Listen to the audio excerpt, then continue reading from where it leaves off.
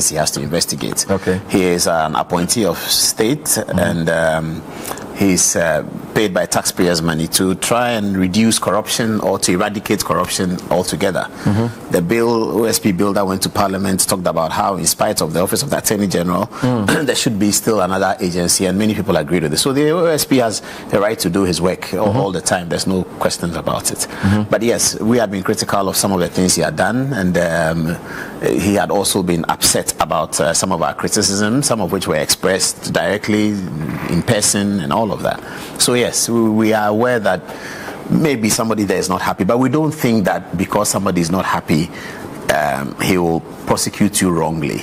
If we are thinking that there's something wrong, then it's based on the facts that came to us. So yes, we do not think the OSP does not have the right to invite me or any other Ghanaian.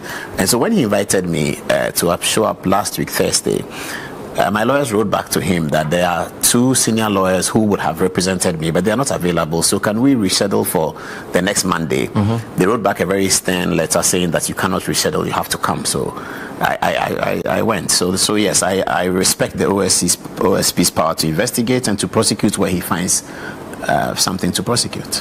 Manasseh Azuri had made some posts around some procurement matters in which he referenced the Ghana Airport Company and also mentioned your name. Do you think that influenced the whole decision to invite you?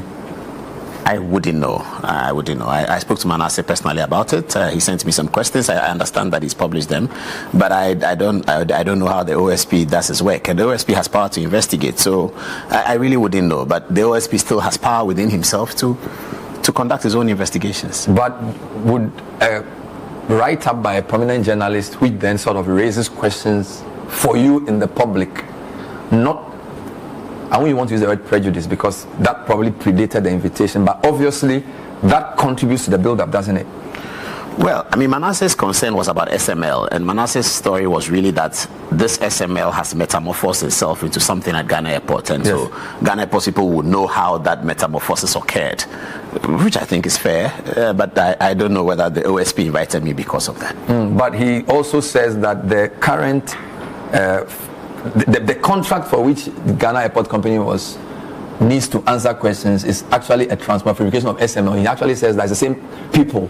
There's a different name, but it's like the same principles. So clearly, he's sort of drawing a link between the SML deal and then a contract that the Ghana Airport Company awarded to this company, which he believes an offshoot, for which he believes you knew, because he claims you had a meeting with him or spoken to him where you sort of said you had even met the people the night before sometime. So we are not dealing with Manasseh here, but it seems to be the same case that has changed into GSL, correct? I don't know whether it's the same case. It may have similarities, but I don't know whether it's the same case because the OSP's letter had a reason why you've been invited. Corruption-related offences and public procurement breaches relating to this contract. Okay. It's straight and fair. It doesn't make any reference to any investigations by journalists. But do they establish why, as board chair, you should have any questions to answer on a deal like this? They don't, and I was saying that is how we felt that there has to be some difficulty with this because why would you invite a board chair? I heard listening to your sister, another station on Saturday, Madame Vicky Bright, a corporate governance expert, was expressing wonder why a board chair will be invited for either procurement breaches or so. When they say corruption and corruption-related offences, that itself does not capture any offence, but all the offences come under it. So there's stealing, there's causing financial loss to the state. Clearly, this is not a matter of causing financial loss to the state because no money had been paid, no loss had been occasioned, absolutely no money had been paid. And then there's also procurement breaches, which has nothing to do with board, because the public procurement law identifies the entity head, the CEO, as the people they deal with. I, as board chairman, never wrote any letter to public procurement. I never engaged public procurement. There were several procurements, as I have told the OSP in the interrogation, that the board is not even aware of. The board doesn't need to know. So procurement, board and procurement, it sounds incongruous, but investigative authorities know what they are doing. So this was a contract about revenue assurance. Now, the Minister for Transport at the time had told us that we needed to develop other ways of making money for the airports. They call it non-aeronautical ways of making money for the airport. So the aeronautical ways are the plane tickets and all of that. Non-aeronautical are maybe shops. People have shops. How much do you charge them? And it was a big concern. The cargo area was also a concern, and then management and board knows about this. So the concern about the cargo area question was, are you really making the money you should be making from the cargo area as an airport? So if you take this Skywater, for instance, if it comes in from elsewhere abroad, it comes to the airport, is cleared by an agent, and then the agent, when he clears it, they tell Ghana Airport Company what business has been done, and out of that, a calculation of the commissions or whatever they pay to Ghana Airport Company is determined. There was a suspicion that perhaps the Ghana Airport Company is not getting what it should get. So this was about people coming to do a presentation to the airport company and say that I have the technology to be able to give you in real time what you should be getting. So they were told that, okay, let's develop it further, work with management and let's see. And then we told them at the outset that the bad news we have for them though is that we don't have money to pay. We can't pay. So they will have to do the work, and if they are successful at the work, then we can think of a commission for them, but to pay them we can't. Okay, so that's the beginning. So they said, okay, well, no problem. They are confident that they'll be able to do the work. So they take the systems of Ghana Airport historically, maybe the last 3 months, how much did you receive? They do some algorithm analysis and tell you that you could have received this when you were getting this. Okay, so they work together with the management. They come back to the board and do a second presentation.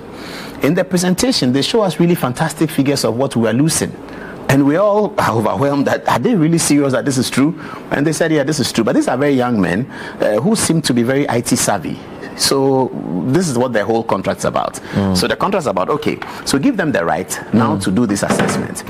Now, how anyone will know that the board was doing absolute fidelity to the company is that this contract, if it's successful, will gain more revenue for the company. But in doing the contract preparations, we were all sure that we will not be there by the time the success occurs. So when the success comes, whoever is in charge of GACL at the time will take credit for it. We were aware of that. It was a long-term contract. Yeah, we were aware of that. So in fact, the contract was signed apparently, as I found out, on 4th December.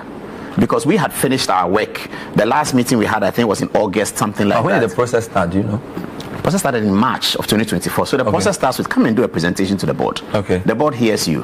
The board says, okay, management, can you take this further? Okay, they take it further. Management comes back and say, board. So this was like they came to you. It wasn't like you had opened something. They found a problem and said they wanted to solve it. No, we were looking for people to solve the problem. Okay. So one presentation came, so we listened to it. As far as we are concerned, listening to the presentation at the board stage is preliminary. No commitments have been made. There's absolutely no problem. We can listen to 10 presentations and don't proceed with it and proceed with one. At that stage, it is when you are beginning to procure the service. It is then that there's a commitment. So we listened to the presentation.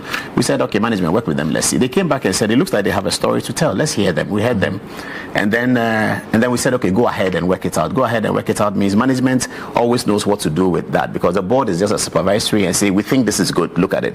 Management may well come back and say, well, there was some information that you didn't have, let's give it to you and see whether you still think this is good. All of those things. So management went ahead and then did the contract. So this is the matter of this contract. Now, so it wasn't like because don't forget, you mentioned that even Vicky Bright has said that the issue of board and contracting and procurement. So it was the board did not actively choose the final winner of this or this company. No, it's not a winner.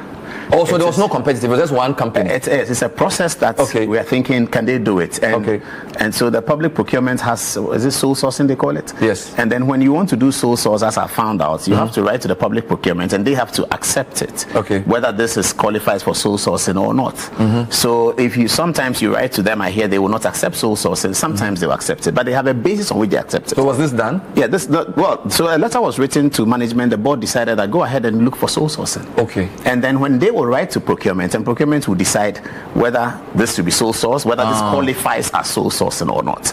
So procurement can decide it doesn't qualify. Procurement can decide it qualifies. This is the authority. Yeah, the procurement authority. Yes, so you write the public procurement authority. Their board will have a meeting. They will look at it. There are basis on which they accept, and I think the management people know, because if you're asking sole sourcing, you have to show the person has this, that, all kinds of things. So they have proceeded with that. The board says, we think this is good. Go to public procurement. Let's see what happens. And so you didn't insist that they should be competitive tendering?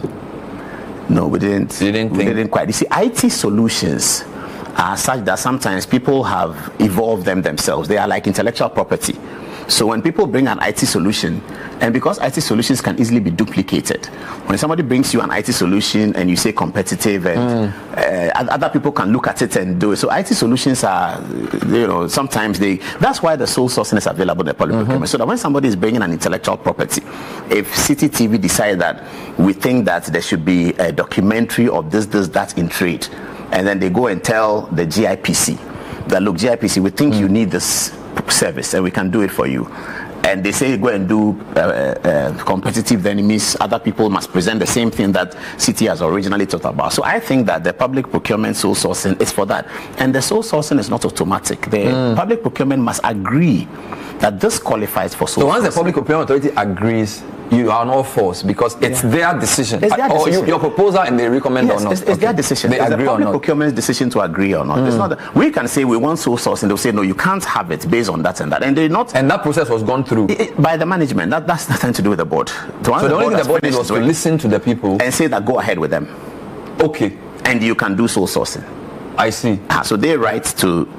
I don't even know if when they are writing this reference the board, but the first engagement public procurement has with any process like that is the letter from the management saying that this is where we are. So that was done, and up until then, and indeed up until now, no money has been spent, and that there's a statement from the company just last week saying that absolutely no money has been spent on the contract. The Ghana Airport Company hasn't paid this company for any service? Ghana Airport Company, under the what we approved, is not supposed to pay them. How are they supposed to make their money? That's a good question. No payment at all. So we know that we are earning 100 cedis from mineral water. If you come and out of your work, you can show, or we can earn 500 cedis from the mineral water. The difference will be 400 cedis what you have added. Under the contract, or under what we discussed at the board, the proposal they brought, they wanted 20% of this 400. The board said, no, that's too high. You can have 16%. So this was the clarity that the board gave to us going to sole sourcing. So this is so no money is paid, no money. So if you can show truly that your systems have made us earn this, and if the system make us earn, we will all know, because they were saying that in real time they can tell the company how much you should be expecting, so that if the people come and they are saying something else, then we can reconcile with the data and show them that this is what. So this is what it's about. That's why no payment is involved. Absolutely no payment. Were they able to increase your revenue?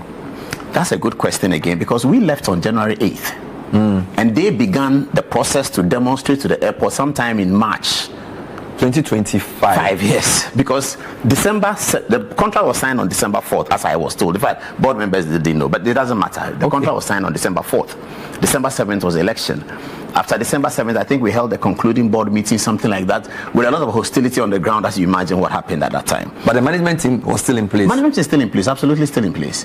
And then we left on January 8th because a directive came from the secretary to the president that all boards must leave. So we all resigned out. But the management was still working? The management was still working. So and they decided to continue the process? The contract has been signed. So apparently the people started doing this, going through the processes to tell that they are still doing that. They have not gotten to the point where they can show that we have earned this and you give us this. They have not gotten to that point. That's why the management letter said no money has been spent. So this is the matter of money spending. Absolutely nothing. Zero. So I think you've given us enough on the case without going too much into it. Now let's talk about when you went to meet the team. When they invited you and you said you had wanted a different day, they said no, you came. You went with your team. How was it like? Where did you go? Who did you meet? How was it like? What was the interaction? It's a simple interrogation. So it can get hostile at some times, which is understandable. I mean, somebody's arguing with you, said this, that you say that. So that happened. But it was fair and fine. And so you sit around a table like this, and then you are there with your lawyers, and they ask you questions. So when you get there, do they charge you, or they just say? I want to understand what it is. The letter they sent to you, what was the letter saying? Indicates that you are a suspect for this. Okay. So sometimes when you get there, they will do what they call the technical arrest. Okay. By touching you and say that you're under arrest. Did they do that? Yes, they did. So they read your rights to you, that you can decide not to answer questions, etc., etc. So you proceed. That is how come you need bail. Okay. So you were technically arrested. Yes. So when the interrogation finished, they brought a form that you should fill. Now the form has specific questions. One one of the questions is, do you have landed property in your name? Mm-hmm. And I answered that question, no. Okay. And I'm beginning to understand that was a problem, which we can talk about. And they said, do you have car? I answered it, and etc. Then they give you a bigger form that has more details, which you should answer over 30 days. So after the interrogation, they go to another room, and then some very nice people, they bring the form and then you fill it. Then they take the form away. So after the form, they will come back and tell you your bail conditions, and that's where my lawyers... So when you said you didn't have landed property in your name, did you understand that that was a precondition for the bail? At the time, you didn't know? No, it's a form. It's just a form that you are filling. It has nothing to do with It's bail. not labeled? No, it's labeled as to disclose your name, your hometown. It's like a personal information form. So when you filled that form, then later it was then said that because you have no landed property in your name, you can't get bail? That is how my lawyers got upset, because the form indicates what you have as a landed property. So you answer the question. So by the time they are reading your bail conditions to you, they've already seen that form.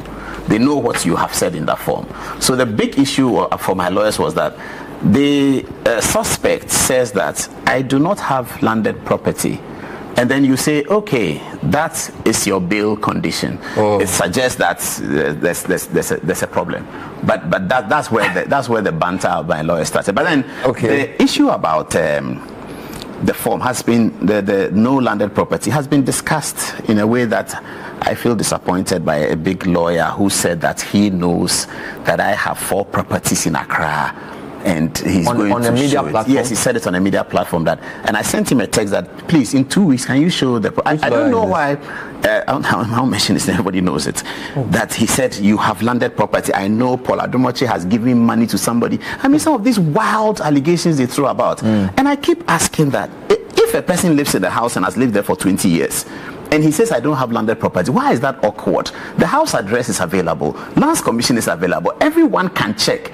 I even look at it as a bit chauvinistic, because if a man and a woman live together and they have a house, it is believed that it's for the man, it's not for the woman. But people act differently. Assuming that I'm married to X or X is married to me, and we are working together, and the person's office terms of mortgage is better than my office's terms of mortgage. If we want a mortgage, we'll go to her office or his office to take the mortgage. The mortgage will not record, because it's a loan, 2 of you owning it. It will record the one who works for it and the mortgage partner. So you have the thing in the name of X and this. So living in a house for 20 years doesn't mean yours. All right. It doesn't mean that you didn't contribute. Let's take a break. Furniture or you didn't buy anything. We're talking to Pual Adom Otchere on his what's the name I want to use? His encounter with the OSP. We'll come back with more. He's telling us some of the things that he can tell us in relation to what happened there, and also the matter that he has been accused of. If we have time, we'll talk about national issues. Later on, we'll discuss DSTV and the minister. We have a nice debate for you. Stay with us. Welcome back. So my guest is Pual Adom Otchere, host of Good Evening Ghana, immediate past board chair of Ghana Airport Company, who has had an encounter with the Office of Special Prosecutor. He was there a few days ago. It took you a day and a half to get bail. So they actually kept you there for... Where did you sleep? Well, it's not fair to them to say they kept me there. It's better to say I was unable to fulfill the bail conditions. But wasn't it surprising for a public figure who's on TV for 25 to 30 years, who's known, that it's difficult to get bail? I thought like sometimes, or it's not down the basis of whether you are a popular person or not. I'm not a lawyer. So. All the lawyers are saying that this bail regime is very novel. It never happened. No one has seen it before. Bail regime is usually self-recognizance bail. I think that's what you are referring to. If you are somebody that they can always find, it's a self-recognizance bail, especially at the stage where you are a suspect. And also, bail conditions are people standing surety for you. People bring which is how the bail was revised to. They later on revised the bail conditions for other people to produce the houses, not me myself. So which is what everyone was expecting. So in fact, when we're going there, the lawyer said that you may have to get bail, so let's find people and get them ready. And we did that. And we did that. So but then this issue of go and bring your own house, especially coming after you have filled the form to say I don't own landed property. I understand that that's annoying them because they thought I was lying. And I have to say that having done journalism for that long, filling a public form, I know the offense of a deceit of a public officer. It's in Act 30. I know it. So why would I write a form into a public officer, Office of Special Prosecutor, which is under the Office of the Attorney General, and make disclosures that are false? I don't understand how you have no landed property in your name. Absolutely. That is a fact. I don't know why. And it's verifiable. It's easily verifiable. When they varied the bill condition, yes, that was the day after. The day after, when lawyers went to the OSP and said, you can't have these bill terms, especially when the suspect had told you that he does not have landed property. I'm understanding that will annoy them, and that's why I'm worried about how that annoys anyone. Today, I've seen people on Facebook say, you have done journalism for 30 years, you say you don't have property. But I organize my life the way I organize my life. Okay. I want to use my money to do something else. Yeah. Another person who is with me uses her money or his money to do something else so that we can all benefit. I don't have landed property in my name. That was a specific question. It's a specific question. It's a question and answer. What is your name? Your hometown? Your partner's name is not your name. No, but if you come here to City FM where you and I used to work, and we have taken a car loan, and the car is 100,000 cedis, but City FM is willing to give you 80,000 cedis, and you take 20,000 cedis from your partner, and City FM wants to see the 20,000 cedis before they ask the bank to give you the 80. When you go into the arrangement, the car doesn't belong to you and your friend or partner and the bank. The car belongs to you, the City FM employee, and the bank that gave the money until you're able to pay the loan. So your name will not be on the car. You may use it every day, but your name will not be on it. It doesn't mean you didn't contribute to it, but it's a way in which you beyond the legal issues. Were you okay with the where you were detained? Was it what kind of place was it? Oh, it's a normal place they detain every Ghanaian. So, but we don't know what happens there. So when a journalist goes there, we want to know, because most people don't come and tell us what is there. It's just you're detained with people who are also detained, and nobody maltreated anyone. That's for sure. Okay. I mean, is it a private place? It's state owned. What I'm saying is that were you in a room with other people? Yes, you will be in a room with other people. It depends on the numbers they have. If they don't have many numbers. How many people were there? Oh, easily about 25, something like. Not in the same room. There are some. Were you in a room alone? No, I was in a room with the other people. A guy from GSC. The people I went in there with. I was in a room with them and one other person. So where did you sleep? Oh, they give you mattress. You have a mattress on the floor. Yes, for now, but it's double mattress. I think because on the floor they make it, and they give you blankets. Did they allow you? They treat you well. Were you able to get a change of clothes? They provide it. They provide clothes. I wasn't there that long to know.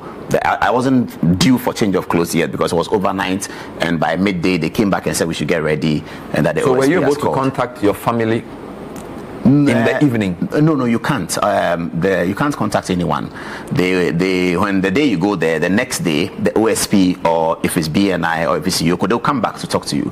It is then that you can engage with them and tell them. But your lawyers were moving in and out. The lawyers can talk to the OSP, but they can't talk to the people at the place where you are kept. But the OSP controls that. So in your interaction with the OSP, was your lawyer there? Yes, the OSP himself wasn't there. I have to make that point. He wasn't there. But your lawyers were there with you? Yeah, during the interrogation, yes. They were both there. They had everything. But when you were not able to secure the bail for that night, you were alone? Yes, they will drive you to the facility alone. It's not within the same prisons? No, it's not at the OSP's office, no. So that's the issue. So you are held at the facility. The lawyer's work is with the OSP. He can't come there to see you. Wow. The OSP people can come and see you, and they can tell you that your lawyer said this, that, and you can tell. My lawyer cannot see you there. No, he's not. He can't see you. I don't know whether at some point maybe he can see you, but for my experience for the period, you can't see anyone. Nothing. You just wait and have a conversation with the people. So I did. I had a conversation with them, and I made some stories. There's a video of you going back home. Mm-hmm. How concerned was your family about? Oh, and this about is the other point. So where is this? This is my house. So when I say my house, then they say it's landed property. Your wife came to meet you. She was at the OSP. She was with the lawyers from morning. She was there with Afenyo Makin, with Godfrey Dame, with everyone. She was there. Afenyo Makin was there? Yeah, he graciously so. He was concerned about it. So he went to see the OSP. I mean, at the OSP's office. They all went to ask. So Dame too was there? Dame was there with Afenyo Tampuli, Al-Hassan Tampuli. They were all there. But they are not your official legal team? No, they were not. But Dame was my official legal lawyer. But they went in with concern that this is your bail term. What does it mean? The guy has told you he doesn't have landed property. Then you say go and bring the thing you say the thing the man has told you that he doesn't have. How is he going to achieve it? I think there was another person who also said he doesn't have landed property. But this was the concern. So they sort of worked with the OSP to vary the bail terms. And then when he varied the bail terms, they said, okay, find somebody to bring. Then somebody supplied it. And then was the bail term varied for the other people who were? Absolutely, yes. There were 4 of you? There were 3 of us. All board members? No board member. I'm the only board member. Because you're the board chair. The rest were the The management. One person from the management in commercial, which is that's another matter. But he was there, and then another person, the IT guy, not from the company, but the IT guy who was part of the business. He was also there. So the bill was varied for everyone. But the concern, and I have to make this point, that all those people who I said thank you to, who had expressed concern, I have seen some spin on social media. They were not expressing the concern that Pual Adom Otchere has done something wrong and he is above the law and you cannot touch him. No, they were expressing concern that the bail conditions that the OSP gave were too harsh and unreasonable and are actually unknown to the jurisprudence. Has the OSP charged you officially? Not yet, no. Do you have a hint of what they accuse you of? What they have accused the suspect in the letter, they say that corruption and corruption-related offences and procurement breaches. They say it. But as I said, corruption and corruption-related offences, it doesn't mean any particular causing financial loss to the state, stealing, defrauding by false pretenses. Most of the provisions of Act 29 are part of corruption and corruption-related offences. So that's what they said. But for those descriptions, you are confident that you are on all fours? Well, causing financial loss to the state, there's nothing. In fact, in the bill, they said that the houses that you should bring should be of any value at all. You know, the thing with bail, when you hear the amount of money, is always calculated on the money that has been lost. So if the investigation is about 10 million cedis, then they give you a bail of 5 million, something like that. Because there's no money involved in this one, they couldn't really put money on the bill. So they said, you bring a house of any value at all, even if it's landed property, any immovable property in your name. That's all they were looking for. That suggests that there's no real amount of money that has been lost, for which reason they will calculate the bill. So all of these were the concerns that the lawyers raised with them. And any other person who wanted to intervene in the matter, their interventionist was limited to the bail conditions. Nothing to do with Pual Adom Otchere has not done anything wrong or Pual Adom Otchere is above the law. No, not far from that. No one can say anyone is above the law or that anyone should not be interrogated or charged by the Office of the Special Prosecutor. People are concerned when bail is used as a weapon. And I've seen articles since then that bail is not a weapon. Bail is not to show power. Bail is to say that I have charged you, you cannot run away. If you run away, I'll catch you. So I'm giving you self-recognizance bail. Come and report to me once a week. You can't travel. Let me know before you travel. That's what bail is about. Bail is to make sure that you are not a flight risk. And so for people like me and other people who are very all over the place and on public platforms, self-recognizance bail is what people thought. However, the OSP has a discretion not to do self-recognizance bail. He can ask, as we did, other people to stand surety. But to ask you to present your own 2 houses, a factor that is not automatic with life. You may be 60 years and not have 2 houses. You can be 100 years and not have 2 houses in Ghana. Yeah. You may have no house in Ghana but 1 house in Maryland or 1 house in Nigeria. So that kind of condition is what everyone was concerned about. Do you think... Okay, let me change the question. How will this affect the way you approach it? Like, I watch your shows and you do it differently from all of us. You speak your mind, you do your research, and you take positions. Now, this is obviously going to affect you, wouldn't it? Because it appears, if it becomes a long drawn case, it could affect you in the sense that you may not even be able to talk about it if it gets to court, could you? I don't understand. Like if for example, it becomes a court issue, do you have liberty? Because I think you did some commentary on this earlier, right? Will you be able to continue doing that? I think that's a decision that if the matter goes to court, a court will take. And it will take it on an application by the prosecution. However, having said that, I covered cases in court, and I saw Richard Japa grant interviews about his own case. I saw Atu Forsen talk about it, and I've seen, I've looked at cases across the board, and people talk about the case. But however, if there's an order from the court based on an application that the way in which you are running the commentary on the case, you are prejudicing the outcome of the case, and the judge agrees with it, and the judge gives an order that you can't talk about it, I'm sure that order will be respected. But beyond the case itself, if you go back on air to do, because you do a hard job, how's it going to affect you? Well, as I'm saying, it's all within the limitations and the delimitations of the law. If the law says that at this juncture you cannot do this, I'm not even talking about this case. I'm saying emotionally, psychologically. So you go on air and you want to discuss something political. Oh, I mean, wouldn't the case and the possibility of prosecution be at the back of your mind? Well, the possibility of legal action has always been on the mind of anybody who is publishing about other people, and we have done this for a long time. We have not been sued in defamation because we always know how to present the case. You don't go and present a case prejudicial against people. Okay. You don't present a case for which you have no evidence. We never do that, and we have dealt with heavy cases. And you don't also present a case and use words that are prejudicial. You have to find the right words to use to protect yourself from being sued. And that's what we've been doing all the time. And that is why, for the things that we have done with the OSP, he's not been able to, with his legal mind and his legal team, pick one of those things and said, I'm taking legal action against you on this thing you said about me. You've never been sued for something you did on your program, defamation? No. Maybe once with the only time we've been sued was Isaac Osei had granted an interview to us where he had talked about Dr. Akoto, that Dr. Akoto still lives in some house in Tema, which belongs to the Tema Oil Refinery. Dr. Akoto took out a writ of defamation against Isaac Osei, and we are second defendants because he... Not something you directly... We went on to court on that, yes. Recently, another writ has been taken out against us by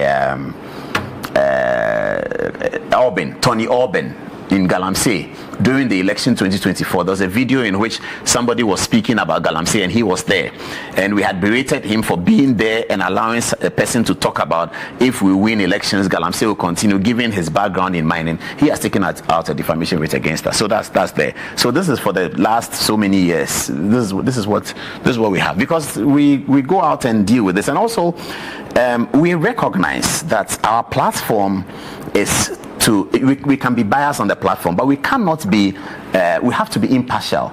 So impartiality is if anyone whom we have said anything against wants to retract, wants a time on our platform, we are happy to give it. We're always open to anyone who wants to come. So if the special prosecutor wants to come on your show, would you interview him? I would interview anyone who wants to come. You saw what happened after the election. Yeah. My arch rival in election data analysis, Musa Dankwa, I invited him to come on the show. I apologized to him and we spoke. And he said a lot of things against me, but that's okay. He's entitled to that because I have said a lot of things against him.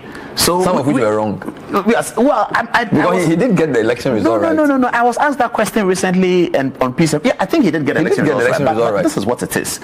His research, and I saw you interview. Was it you or it was the Saturday I interviewed him, and then the gentleman you did with the other people, the other posters. I didn't interview him, and then the Kumasi guy. Yes, the Kumasi guy. Who you had praised. Yes, but whose prediction was wrong. Yes, who had interviewed as well. Okay, perfect. So I watched that program. It's a very, very good program. Yeah. Now, what happens with this research, and you will know it better than I do, that with any research based on economics and sociology, there's an underpinning theme: all things being equal, or other things being equal. For the purpose of this analysis, I like to use other things being equal. Okay. So when you make a prediction of that stage, every prediction is subject to all things being equal. But you chose to believe the wrong guy. Yeah, fair enough. That is why I apologize. Because what Musa did was precisely over a period. That's why. And then the other guy took a snapshot. So in that snapshot, he said, this is what I see.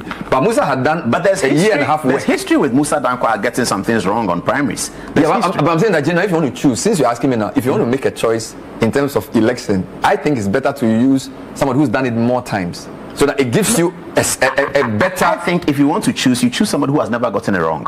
And you may not find one. No, that's not you. It's a methodology. Because if somebody does a research which gives you a snapshot once, because elections are such fluid, the trend is better than the snapshot. I didn't look at those details, how many times you've done it, but I know that on occasion people have gotten it wrong. Musa Dankwa himself has gotten some. Well, I'm saying that you're doing two different researches. One is a poll, one is a social. I'm saying there are two different. Both of them predicted. Yeah, but they use different bases. Fair enough. I'm saying that in the case of Musa Dankwa, in what happened in election 2024, if you compare to other elections, would we say that all things were equal? That's a question people must answer. But not all things are never equal anywhere.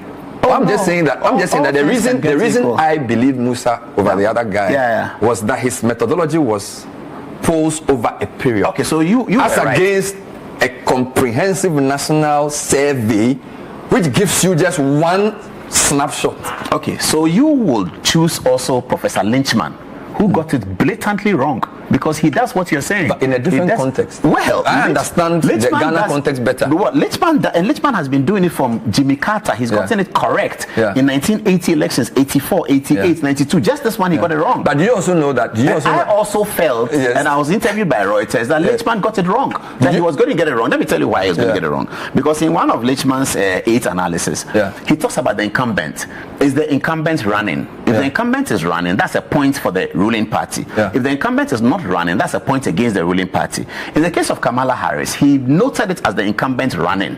And I came on TV and said that it is not the. I think Professor Lichman should look at it. I think with H.C. Kanku. I get it. The last reason why I believe Musa was that when you compare some of the data sets he'd picked, NCC had done a survey and Afrobarometer asking similar questions on different issues. You notice that they aligned better. So if you pick SMART, there was no SMART Sapon. There was no other survey where SMART Sapon aligned with anybody. But if you take questions around young people and their intentions to vote, Musa and Afrobarometer and NCC were similar.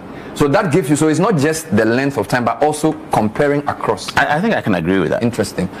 Were you shocked at the outcome of the election, though, in terms of the numbers for Mahama and also Parliament? The Parliament, I was definitely surprised. But what surprised me was the turnout. And I did my work in Ashanti region on voting day. And by 2 o'clock, it was obvious that the turnout was very, very low. And it looked like what the MPP feared had happened. Because the MPP had been talking about turnout in their internal polls, in internal meetings. They had been concerned about turnout, how people turn out to vote. So they had a whole plan to get out the vote and all of that. But when I looked at the time, 2 o'clock, 4 o'clock, and this is the turnout, I knew that something significant was going to happen. But every time there's a low turnout, government changes. Every time there's what? A low turnout below 70, the government changes. I don't know since since 96. Yes, but I was looking at the stronghold of the MPP. And there was low turnout there. So I knew that the MPP is losing significant votes. And it was very simple to check. So they look at 2020, by this time, how many people had voted. So my reporters were checking around how many people had voted. So in some places, where in 2020, 400 people had voted at the polling station, at this time it was 30.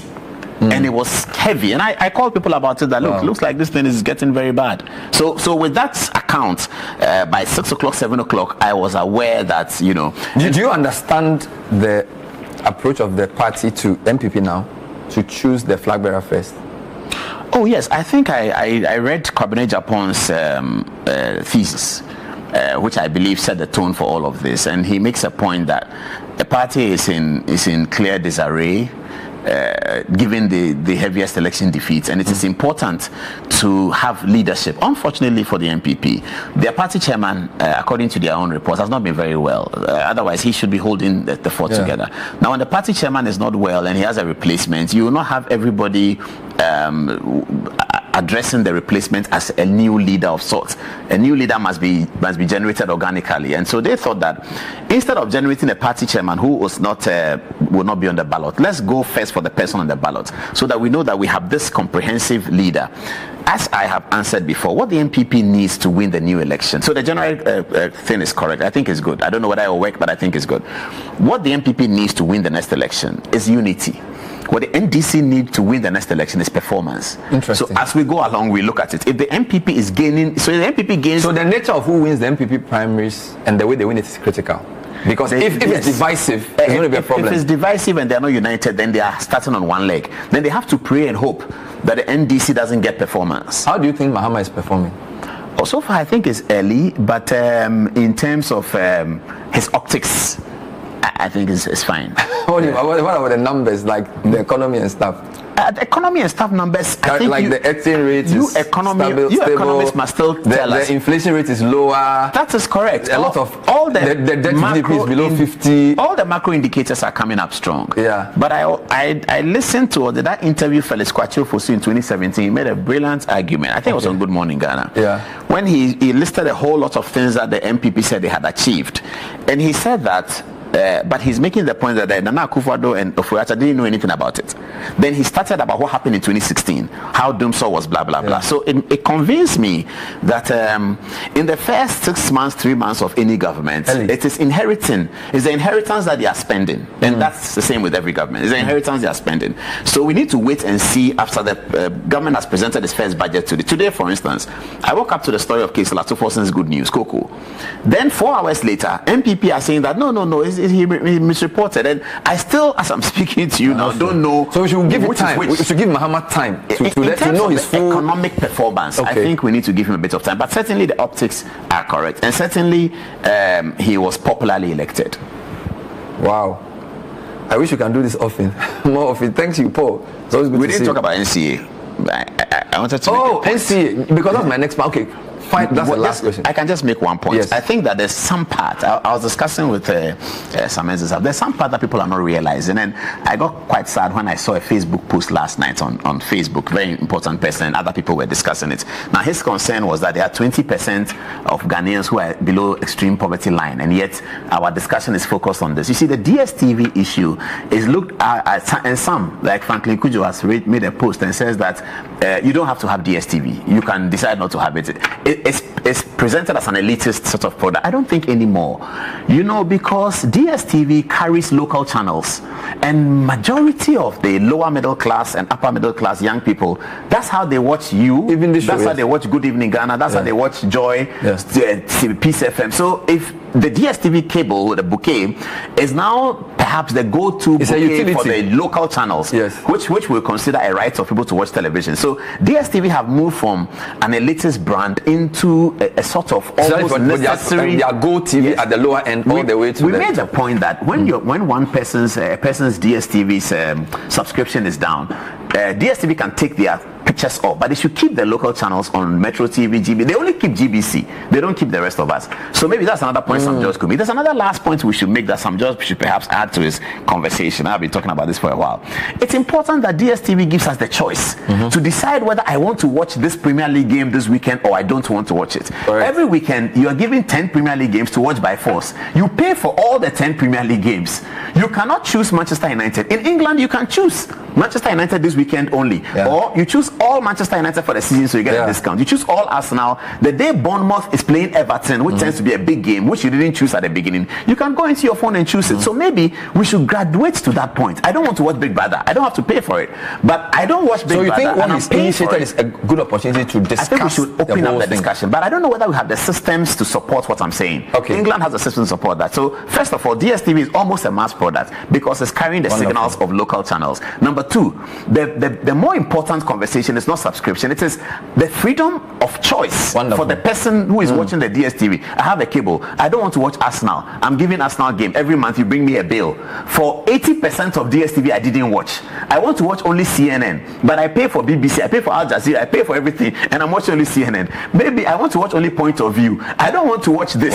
Then you're asking me, but in England that's how it is. That's what cable has always been about. So you want to watch the Mike Tyson fight. You watch it, you pay and watch it. So maybe